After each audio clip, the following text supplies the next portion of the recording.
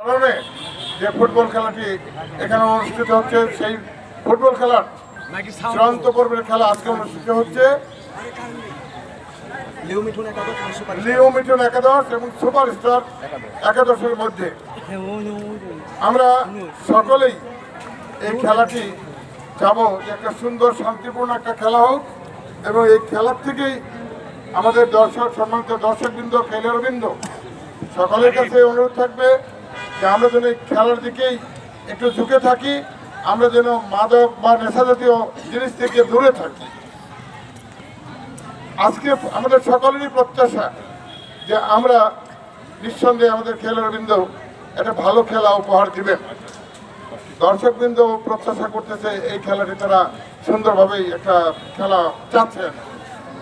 তা আপনারা জানেন অল্প সময়ের মধ্যে, কয়েক মাসের মধ্যেই জাতীয় সংসদ নির্বাচন হবে। দীর্ঘ 16-17 বছর পরে, 18 বছর পরে গণতন্ত্র পুনরুদ্ধার হয়েছে।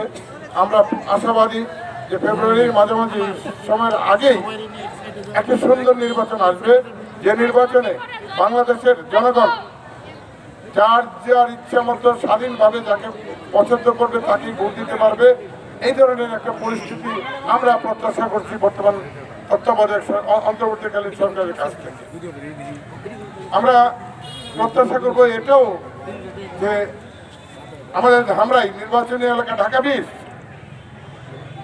এখানে আমাদের ধানের শীষের যে প্রার্থী আসবেন, আমাদের যিনি প্রার্থী আসবেন, আমরা সকলে মিলেমিশে সেই ধানের শীষের প্রার্থীকে এগিয়ে নিয়ে যাব এবং আমরা একটা বিশাল ভোটের ব্যবধানে প্রতিপক্ষকে পরাজিত করে আমরা সংসদে পাঠাবো ধামরাই থেকে ধানের শীষে একজন। সবাই ভালো থাকুন, সুস্থ থাকুন এবং এই ফাইনাল খেলার শুভ উদ্বোধন ঘোষণা করছি।